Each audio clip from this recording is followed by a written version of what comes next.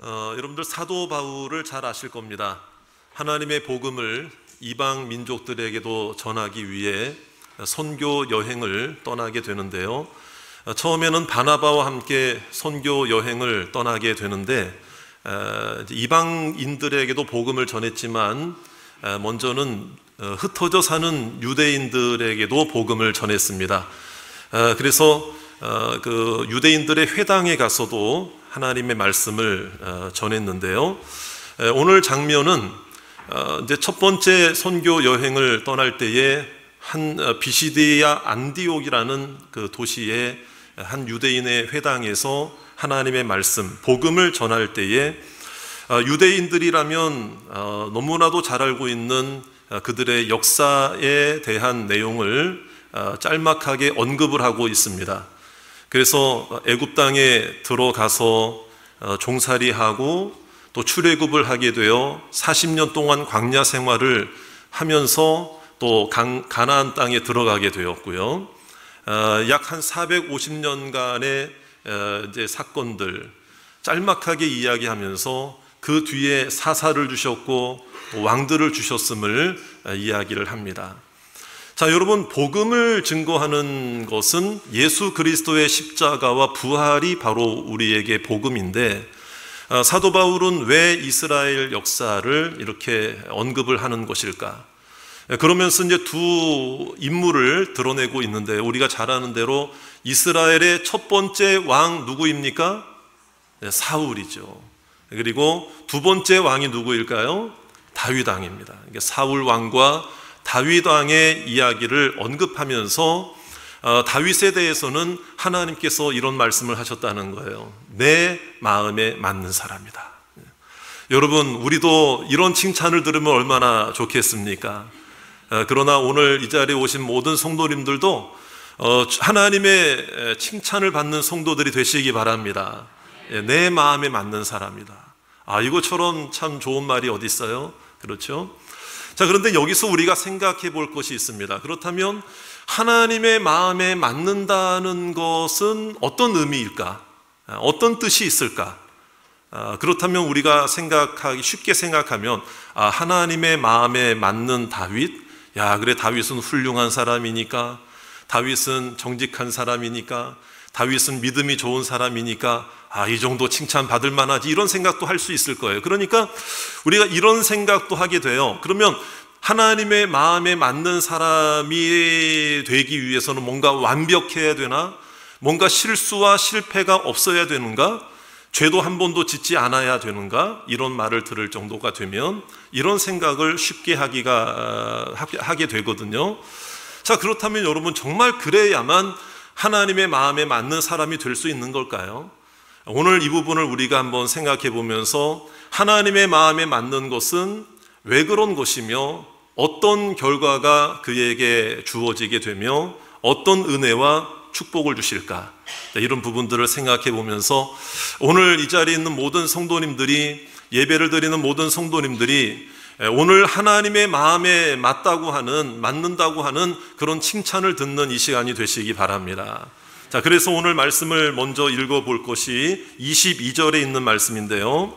자, 사울 왕은 택하셨지만 패하셨다. 그리고 그 뒤에 나오는 말씀이 22절인데 22절에 있는 말씀, 다윗에 대해서는 뭐라고 말씀하시는가? 사울을 패하시고, 사울을 40년간 주셨다가 패하시고, 그 뒤에부터 우리 22절입니다. 패하시고, 시작. 다윗을 왕으로 세우시고 증언하여 이르시되 내가 이새의 아들 다윗을 만나니 내 마음에 맞는 사람이라 내 뜻을 다 이루리라. 아멘.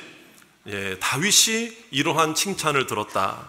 자, 그러면 내 마음에 맞는 사람이라고 하는 것은 결국에 그 뒤에 바로 나오죠. 누구의 뜻을 이루기 위해서, 누구의 뜻을 이루어 드리는 사람이 내 마음에 맞는 사람이라는 거죠. 그렇죠? 내 뜻을 이루는 사람, 하나님의 뜻을 이루는데 사용되는 사람이 하나님의 마음에 맞는 사람이다. 여러분, 인정하십니까? 기록된 말씀이니까 우리가 말씀대로 인정해야 되잖아요. 그러면은 그 뜻을 이룬다는 게 이 뜻이 뭐냐? 우리 가정에 평강을 주시는 것도 하나님의 뜻일 수도 있고, 내 앞길이 열리는 것도 하나님의 인도하심일 수 있고, 또 어떤 문제가 해결되는 것도 하나님의 뜻일 수 있잖아요. 그렇죠? 그러면 그 수많은 하나님의 뜻 중에 무슨 뜻을 이루려고 하신 것일까? 23절에 그 해답이 나와요. 우리 23절 말씀 우리 한 번 더 읽겠습니다. 시작. 하나님이 약속하신 대로 이 사람의 후손에서 이스라엘을 위하여 구주를 세우셨으니 곧 예수라. 자, 누구를 통해서 구원을 이루시는 것이 하나님의 뜻이다? 예수 그리스도를 보내신다. 그러면 여러분, 예수님을 보내셔서 십자가에 죽게 하시고 3일 만에 부활케 하심으로 우리의 구원을 이루실 하나님이심을 믿습니다. 그런데 다윗을 선택하셔서 다윗이 내 마음에 맞는 사람이라고 하신 이유는 무엇인가 하면 그의 후손을 통해서, 그의 계보를 통해서 이 땅에 누가 오시도록 하신다는 거예요. 예수님이 오도록 하신다, 이게 하나님의 뜻. 그러니까 여러 뜻들을, 하나님의 뜻들을 이루는 것들보다도 더 중요하고 더 큰 뜻은 무엇인가 하면 구원을 이루는 것이 하나님의 뜻입니다. 복음을 증거하는 것이 하나님의 뜻입니다. 한 영혼을 구원하는 것이 하나님의 뜻인 줄 믿습니다. 그러면 다윗이 내 마음에 맞는 사람이라고 하신 것은 그 구원의 역사를 이루는 일에 있어서 누구를 사용하셨다? 다윗을 사용하셨다는 거예요. 내 마음에 맞기 때문에, 하나님 마음에 맞기 때문에. 자, 그런데 여기서 오해하시면 안 돼요. 여러분, 우리가 철저하게 구원은 나의 공로로 받는 겁니까? 철저하게 하나님의 은혜로 받는 것입니까? 하나님의 은혜죠. 그래서 행위로 받는 것이 아니라 믿음으로 얻는 것임을 믿으시기 바랍니다. 그러면 여러분, 그런데 왜 다윗이 하나님의 마음에 맞는다는 얘기를 이렇게 부각하고 있을까? 그것은 뭐냐면, 여러분, 어떤 하나님의 구원도 인간의 공로나 노력이 요만큼도 들어갈 수가 없어요. 오직 예수님의 은혜입니다. 오직 하나님의 사랑입니다. 오직 하나님의 복음의 권세인 줄 믿습니다. 그런데 다윗이 하나님의 마음에 맞는 사람이라고 언급하는 이유는 그 엄청난 구원의 사건을 위하여 그 하나님이 그 다윗 한 사람의 그 믿음과 그의 사역과 그의 삶을 그 구원에, 우리가 구원을 이룰 수 없지만 그 구원에 참여하도록 은혜를 베풀어 주셨다는 거예요. 자, 여러분, 누군가가 어떤 한 세 가족을 전도를 했습니다. 생전 처음 예수님을 믿게 된 거죠. 그래서 구원을 받게 됐습니다. 할렐루야. 얼마나 감사한 일입니까? 그때 그 구원은 전도한 사람이 이룬 거예요? 하나님이 이루어 주신 거예요? 그렇죠. 하나님이 이루어 주셨지만 전도한 사람에게도 하나님의 칭찬이 있을 줄 믿습니다. 왜 그렇습니까? 그가 구원을 이루어서가 아니라 그 하나님의 전적인 구원이 그 사람에게 임하도록 하나님께서 그의 전도를 사용하셔서 그 구원을 이루는 일에 동참하게 하시고 참여케 하신 줄 믿습니다. 그래서 전도라는 것이 전도받은 사람도 축복이지만 전도한 사람에게도 하나님의 복이 임한다는 거예요. 여러분, 그것을 우리들에게 보여주고 있는 거죠. 다윗이 하나님의 마음에 맞는 사람이 되었다는 것은 그가 실수가 전혀 없고 실패가 없고 잘못한 게 전혀 없어서 다 하나님의 마음에 맞는다라는 칭찬을 들은 게 아니에요. 절대로 그런 게 아니에요. 여러분, 전적인 하나님의 은혜임을 믿으시기 바랍니다. 그래서 오늘 이 하나님의 마음에 맞는다는 것이 왜 중요한 의미인가 하면은요, 이제 사실 이 말씀이 구약 성경이 먼저 나와요. 그때 등장하는 그 하나님의 마음에 맞는다라고 하는 말의 표현이 의미가 뭐냐면은 이런 의미를 가지고 있습니다. 어떤 의미인가 하면 하나님의 뒤를 따라가는 사람이다, 이런 의미가 있어요. 자, 어디를 따라가는 사람? 네, 뒤를 따라가는 사람. 여기서 주의할 게 있습니다. 하나님보다 앞서는 거예요? 하나님을 따라가는 거예요? 하나님을 따라가는 거예요. 그럼 여러분, 하나님과 동행하고 계십니까? 여러분, 하나님과 함께하고 계십니까? 하나님을 뒤따라가고 있습니까? 여러분, 하나님이 나와 함께 하심을 믿으십니까? 얼마나 참 감사합니까? 그렇죠? 어떤 일이 있을 때만 하나님 얘기하면 그 사람은 정말 가까이서 봐도 하나님과 동행하는 사람이고 멀리서 봐도 하나님과 동행하는 사람이죠. 여러분, 그런 분들이 되시기 바랍니다. 자, 그런데 이런 게 있어요. 여러분, 하나님과 함께 한다, 가까이 한다. 그러면 어느 정도 가까이 하시면 가까이 하는 거예요?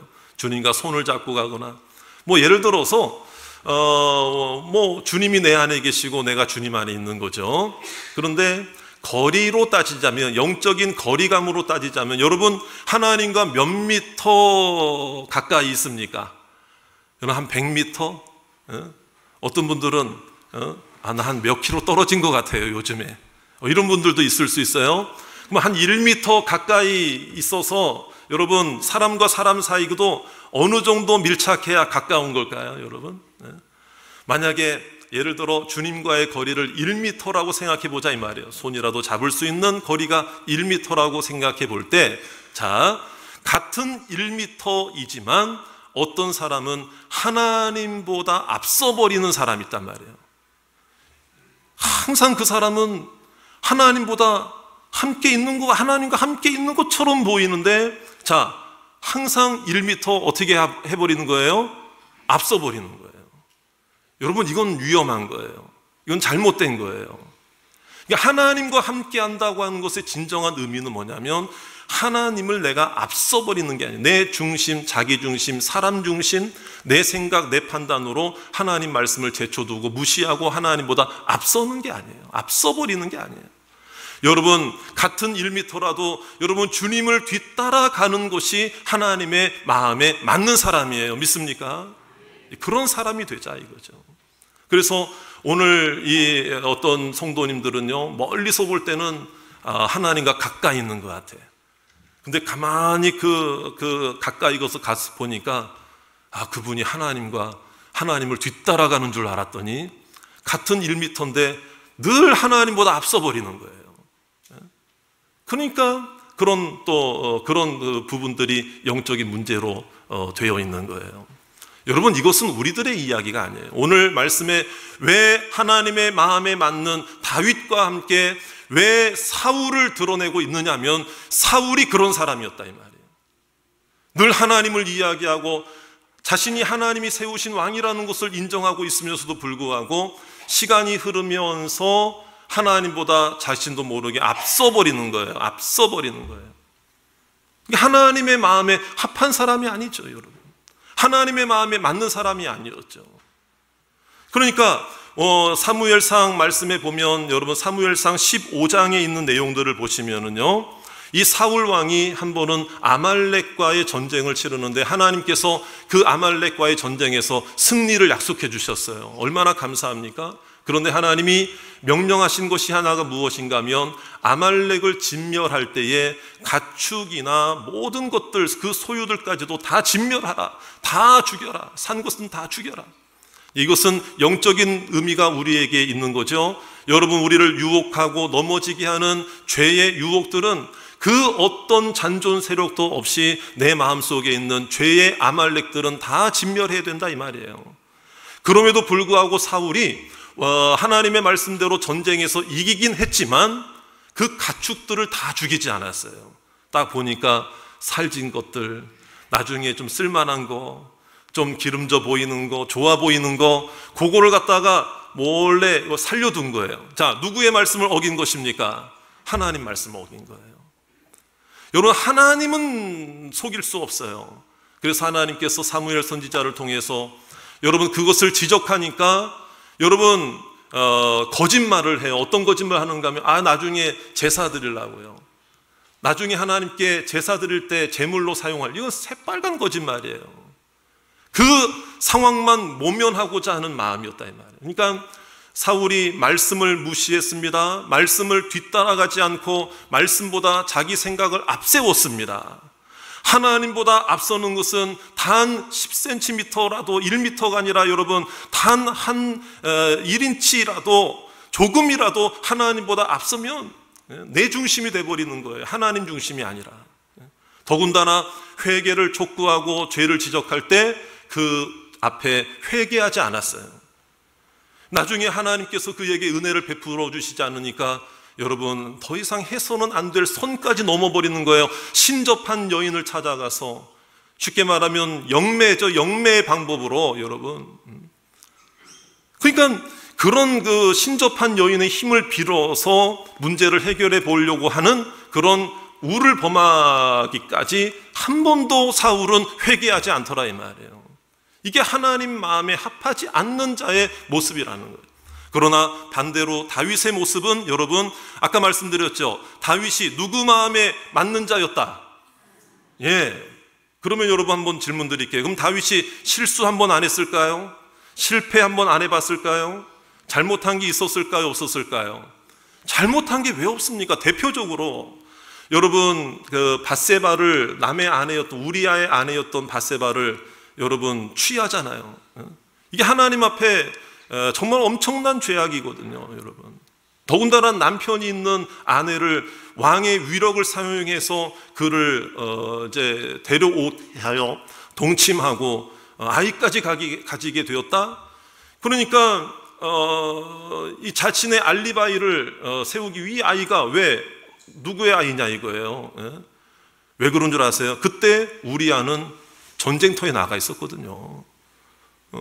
여러분 집에 한 번도 오지도 않았는데 그 아내가 어떻게 임신이 됐느냐 이 말이에요. 그러니까 이 다윗이 도둑이 제발 저린다고 우리아를 여러분 일선에 내세워서 화살바지가 되게 해서 전사하게 만들어요. 전사하게 만들고 남편이 없으니까 이제는 백성들 앞에 그 당시에 왕으로서는 또 아내 하나를 말이죠. 남편이 없는 아내다. 그래서 이렇게 떳떳하게 막 이제 자신의 그 알리바이를 다 성립해 놓고 여러분 그런 모습들. 자, 여러분 한번 생각해 보세요. 사람은 속여도 누구는 속일 수 없다. 하나님은 속일 수 없죠.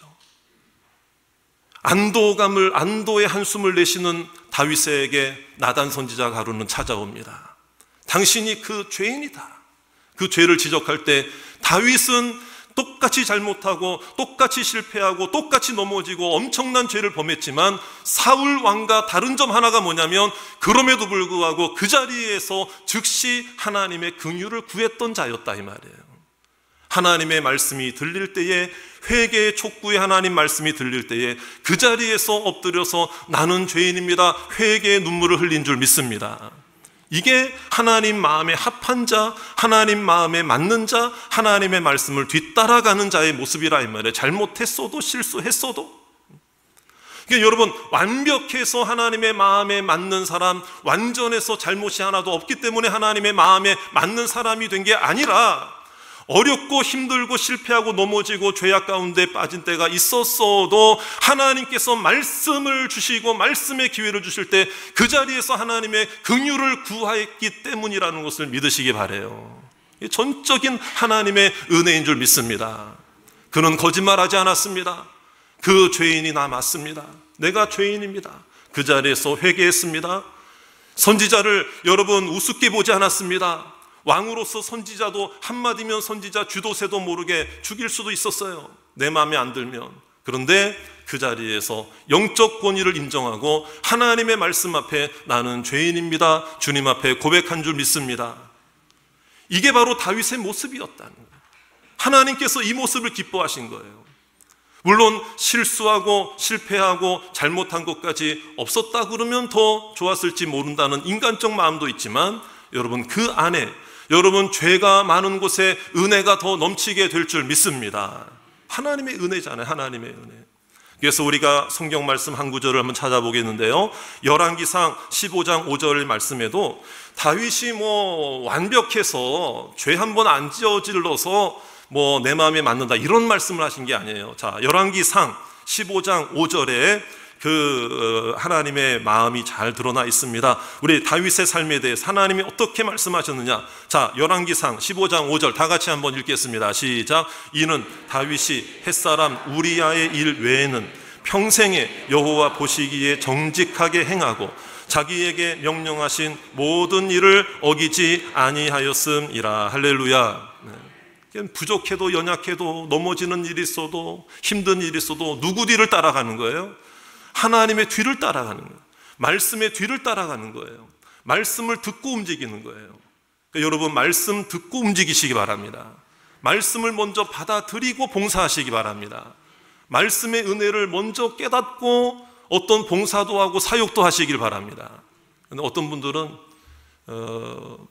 말씀 듣지도 않고 그냥 그 부서에서 그냥 봉사하고, 우리 교회 말고 저기 다른 교회, 그러면은요 그게 영적으로 피폐해져요.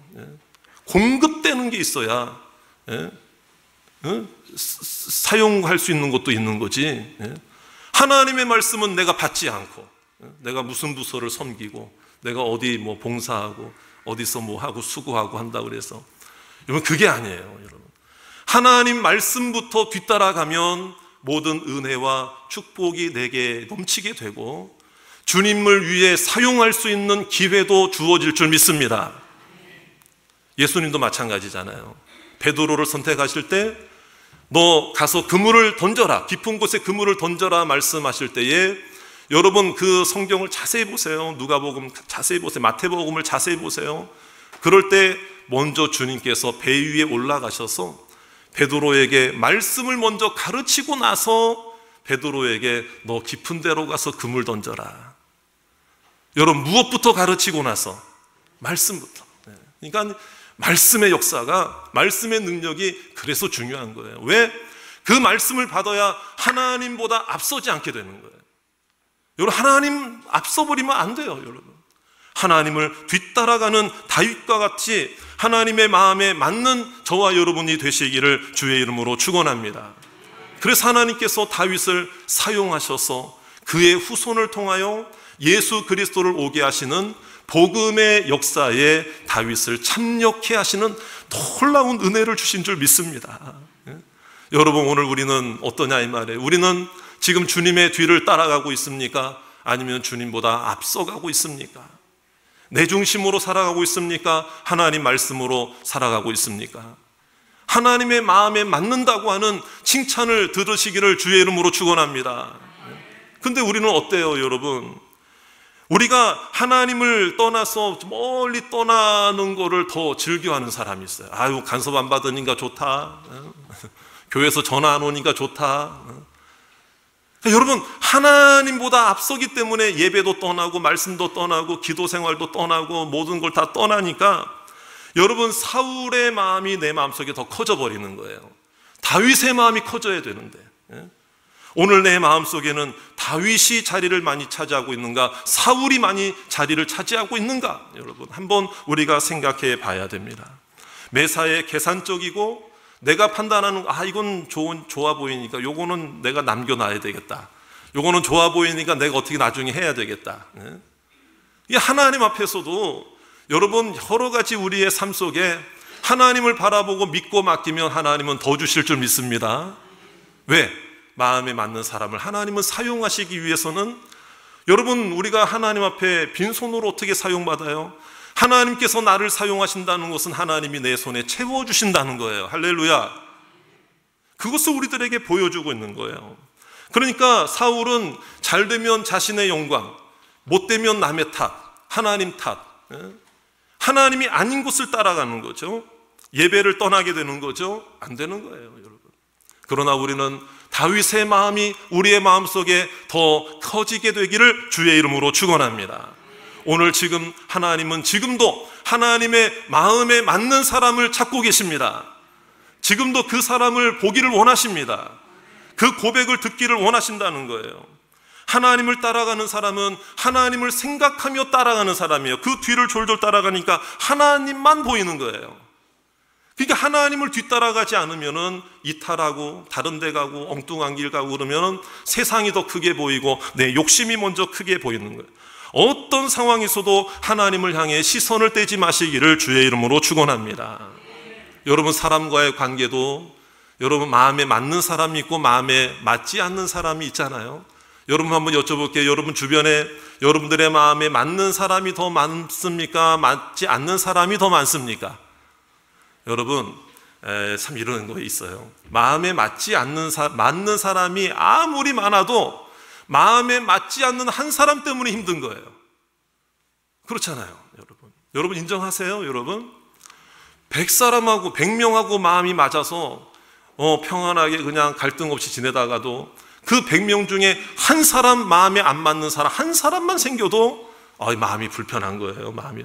더군다나 같은 가족들끼리, 형제간끼리, 동기간끼리 우애 있게 지내야 되고, 부모 자녀 간에, 남편과 아내가 정말 마음에 맞는 사람이 돼서 이렇게 지내야 되는데, 가장 가까운 사람하고 마음이 안 맞을수록 마음은 지옥이 되는 거라 이 말이에요. 하나님과의 관계도 마찬가지잖아요. 나를 창조하시고 나의 삶을 인도하시는 하나님과 마음이 안 맞는다? 여러분, 그거는 영적인 복을 누릴 수 있는 길을 우리가 잃어버리는 겁니다. 여러분, 한번 여쭤볼게요. 남편과 아내도 늘 마음에 들 때가 많아요? 들지 않을 때가 많아요? 자, 한번 여성분들께 내 남편 마음에 들 때가 많아요? 안 들 때가 더 많아요? 그러니까 그런 분들 이런 얘기 한대잖아요. 내가 당신이 내 마음에 맞아서 살아주는 줄 알아. 내가 애들 때문에 사는 거지 뭐. 그래. 그럼 이 얘기를 듣는 그 애들은 또 마음이 어떻겠어요 또? 그러니까 자, 남자분들에게도 한번 여쭤볼게요. 우리 남편 되시는 분, 내 아내가 마음에 들어서 내 마음에 드는 게 더 많아요? 안 드는 게 더 많아요? 남자분들은 아예 대답도 없어. 꼭 그 얘기인 것 같아요. 목사님 알아서, 목사님도 아시잖아요. 꼭 그런 얘기인 것 같아. 목사님도 아시잖아요. 뭐 그런. 자, 우리 옆에 남편과 아내, 부모가 또 자녀가 있다면, 또 우리 형제간에, 아니면 또 셀 식구들끼리 옆에 있다면 한번 쳐다보시고 한번 쳐다보세요. 우리 가족들입니다. 남편과 아내 마음에 드는 게 많아요? 없어요? 네, 여러분. 네. 자, 다시 한번 저를 보세요, 여러분. 뭐 서로 봐봤자 뭐 해결될 게 아닌 것 같아요. 오늘은요, 서로 봐봤자 뭐 해결될 게 없. 자, 저를 보세요. 하나님도 나를 보실 때 꼭 마음에 들어서 내게 은혜를 주시는 겁니까? 다윗이 마음에 들어서 정말 아무런 잘못도 안 했니까 다윗이 정말 잘해서 하나님이 이 말씀을 하신 거예요? 아니잖아요. 그러니까 이건 하나님의 은혜예요. 믿습니까? 하나님의 은혜. 다윗의 그런 부분들이 있었음에도 불구하고 하나님이 이러한 칭찬을 해주신 것은 전적인 하나님의 은혜다 이거예요. 하나님의 은혜. 그래서 죄를 무조건 받아주시는 건 아니에요. 다윗이 회개했잖아요. 예수님의 보혈로 다윗을 만져주신 거예요. 할렐루야. 그리고 하나님의 칭찬이 임한 거예요. 그러면 저는 이것을 하나님의 은혜라고 표현하고 싶은데, 제가 하나님의 은혜를 조금 더 우리 성도들에게 조금 더 다가오기 편하게, 다가오기 쉽게, 피부에 와닿게, 마음에 와닿게 한번 좀 다른 표현으로 해볼 수는 없을까를 제가 좀 장시간 좀 생각하고 밤새 한번 좀 이렇게 지난밤에도 한번 고민하고 생각해 봤거든요. 근데 하나님이 다 이 마음을 주시더라고요. 네, 이 마음을 주시는. 제가 이렇게 좀 뜸을 들이는데 괜히 여러분 기대감에 막 부풀어 오르게 하는데, 목사님이 어떤 멋진 말, 감동적인 말을 하려고 저러시나. 그런데 뭐 여러분 기대감에 안 찰 수도 있어요. 근데 제가 내린 결론 중에 하나가, 이 다윗의 경우를 보니까 한 가지 내가 깨달은 게 뭐냐면, 하나님의 은혜를 이렇게도 표현할 수 있겠구나. 뭐냐면 하나님이 다윗을 봐주셨구나. 거봐, 한 3분밖에 고개를 끄덕거리지 않으시는 것 같아. 뭐 그래도 괜찮아. 이것도 하나님의 은혜인 줄 믿습니다. 자, 그럼 어쨌든 하나님이 나를 봐주셨구나. 하나님이 내 남편을 봐주고 계시는구나. 그러니까 여러분, 하나님이 봐주고 있는 사람한테 내가 뭐라고 하면 안 돼. 서로가 이해하고 양보해주고 기다려주고 세워주고. 그래서 늘 여러분들에게 강조드리잖아요. 전에도 말씀드렸지만 우리는 교회에서 사랑합니다. 부부지간에도 사랑합니다. 자녀들에게도 사랑합니다. 교회 성도들에게도 사랑합니다. 여러분 그런 얘기 하시잖아요. 자, 옆에 있는 사람들에게 한번 인사합시다. 사랑합니다. 다시 한번 사랑합니다. 얼마나 우리가 그런 얘기 시켜서도 하고 합니까? 그런데 우리 마음속에 어떤 마음이 있는 줄 아세요? 내 마음에 들 때까지만, 이거예요. 내 마음에 들 때까지만 당신 사랑하는 거지, 내 마음에 하나라도 안 들기 시작하면 나 당신 쳐다도 안 볼 거야. 여러분, 이게 사울의 마음이에요. 다윗의 마음은, 여러분, 하나님의 그 엄청난 은혜를 받았기 때문에 다윗도 여러분 자신의 적이었던 자, 자신의 원수였던 자에 대해서 하나님께 맡기는 모습을, 은혜를 베푸는 모습을 베풀잖아요. 은혜를 베풀잖아요. 오늘 우리도 마찬가지예요. 하나님이 마음에 맞아서 쓰시는 사람은 하나님이 지금 쓰시려고 우리를 찾고 있는 줄 믿습니다. 여러분들이 다윗이 되기를 원합니다. 여러분들이 하나님이 쓰시는 사람이 되기를 원합니다. 여러분 무엇으로 쓰임받기를 원하세요? 어떤 분은 물질로 쓰임받는 경우도 있고, 건강과 육신의 힘으로 쓰임받는 경우도 있고, 지식과 지혜와 달란트로 쓰임받는 경우도 있고, 경험과 사회적 위치와 지위로 쓰임받는 자도 물론 있지만, 여러분 더 중요한 것은 믿음으로 쓰임받기를 원합니다. 내 믿음으로 쓰임받기를, 아무리 다른 게 있어도 믿음이 없이 물질이, 믿음이 없는 물질, 믿음이 없는 육신의 힘, 믿음이 없는 지식, 학식, 지혜, 명예는 여러분 쓸 수 없는 거예요. 앞서가면서, 하나님보다 앞서버리면서 많은 것을 가진 것은 하나님께 쓰임받지 못해요. 뒤따라가며 하나님 마음에 맞는 사람은 내일부터 시작되는 우리의 삶이 하나님 안에서 두렵거나 떨리지 않는 삶, 두려움이 없고 아버지 낙심하는 일이 없게 하나님이 쓰시는 사람은 다시 일어나게 하실 줄 믿습니다. 하나님의 은혜를 받았다면 한 가지씩은 꼭 봉사하셔야 돼요. 예배 참여하는 것도 봉사이지만, 기도하는 것도 봉사이지만, 정말 하나님께 쓰임받는 여러분들이 되시기를 바라고요. 내년도에는 좀 한 가지 이상씩 다 좀 어떤 작고 큰 일이든 봉사하겠다고 좀 마음에 좀 결단을 좀 하시길 바랍니다. 주님을 위해 일어나는 사람은, 주님을 위해 일하는 사람, 따라합시다. 일하는 사람은, 자, 누구를 위해서? 주님을 위해 일하는 사람은 다시 일어날 줄 믿습니다. 낙심하는 일을 만나지 않아요. 하나님이 지켜주시기 때문에. 그래서 오늘 이 말씀을 들으면서 하나님의 마음에 맞는 사람으로 올 한 해도 잘 마무리하시고 하나님께 영광 돌리는 저와 여러분이 되시기를 주의 이름으로 축원합니다.